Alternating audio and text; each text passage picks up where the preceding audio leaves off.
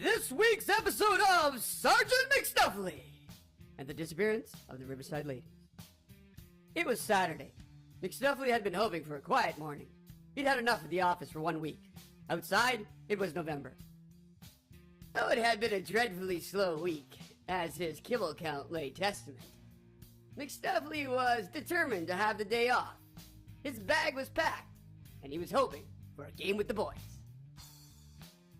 It was noon, less than an hour from the puck drop, when the radio shattered his plans. There was a B&E on the south side, and a piece of priceless Han Dynasty papercraft had been mercilessly destroyed. Years of experience had taught McSnuffly to get to the scene early. Often the perpetrator would still be in the vicinity when his phone rang. Knowing when the story broke, McSnuffly was already on his way to the office anyway. He got the briefing from the captain, including a revenant of the crime. McSnuffly had an inkling as to the possible culprit, but wouldn't be quite sure until he could survey the scene firsthand. Sure enough, the trail of carnage was none other than the signature work of the nefarious Rosalina Paws. Rosalina Paws was the poster child for all that was wrong in the city's south end. From the distinctive ripping sound from the parlor, McSnuffly knew there'd be a good chance Rosalina would still be on the scene.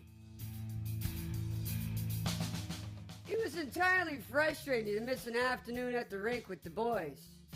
But McSnuffly knew that catching Rosalina would more than fill his bowl for the next 4 months, and maybe earn him a week in Tahiti with that Montessori teacher he met at the Acme conference a few months back in Tulsa.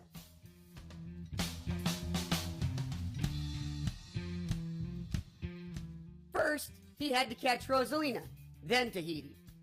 His nose led him to the parlor, and like he figured, the perpetrator was still on the scene. Caught in the act, Rosalina quickly surrendered and admitted full responsibility for the heinous crime, then promptly continued to devour the priceless 13th century artifact by the reclusive non-monistic novice Francis Ferlotton, known worldwide for his distinctive origami swans. A week later, Sgt McSnuffly's exploits were duly recognized by the thoroughly impressed counselors at City Hall, and McSnuffly was, with tremendous fanfare, presented with the keys to the city. At the office, his secretary, Mrs. Dooley Spanker, received word via postcard that the South Pacific serves an excellent meal of swordfish, and that due to the athletic qualities of the Montessori teacher, they shouldn't expect the sergeant at the office until early December.